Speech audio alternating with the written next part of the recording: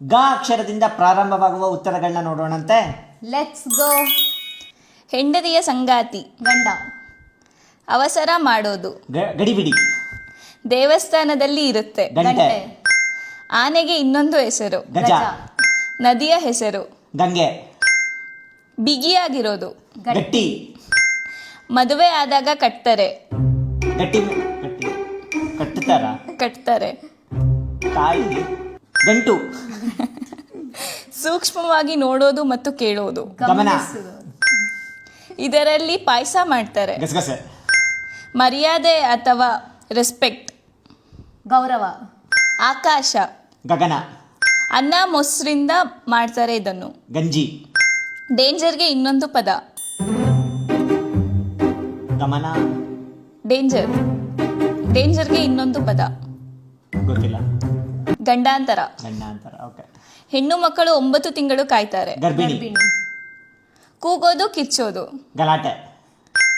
ಇದಿಲ್ಲ ಅಂದ್ರೆ ಬೆವರ್ತೀವಿ. ಗಾಳಿ. ಹೆಮ್ಮೆಗೆ ಇನ್ನೊಂದು ಪದ, ಗೌರವ. ಘನತೆ. ಗರ್ವ. ಗರ್ವ. ಇದು ಬಿದ್ದಾಗ ಆಗತ್ತೆ. ಗಾಯ. ಕೊಳೆಯಾಗೋದು, ಗಲೀಜು. ರಸ್ತೆಯಲ್ಲಿ ಕಾಣಿಸುತ್ತೆ ಇದು.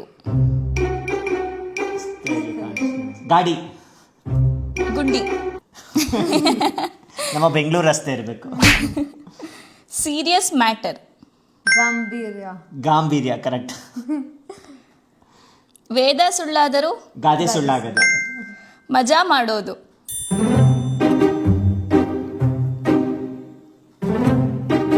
ಗೊತ್ತಿಲ್ಲ. ಗಲಿಬಿಲಿ. ಮದುವೆ ಮುಹೂರ್ತದಲ್ಲಿ ಗಟ್ಟಿಮೇಳ. ಧ್ವನಿ ಎಲ್ಲಿಂದ ಬರುತ್ತೆ, ಗಂಟಲು.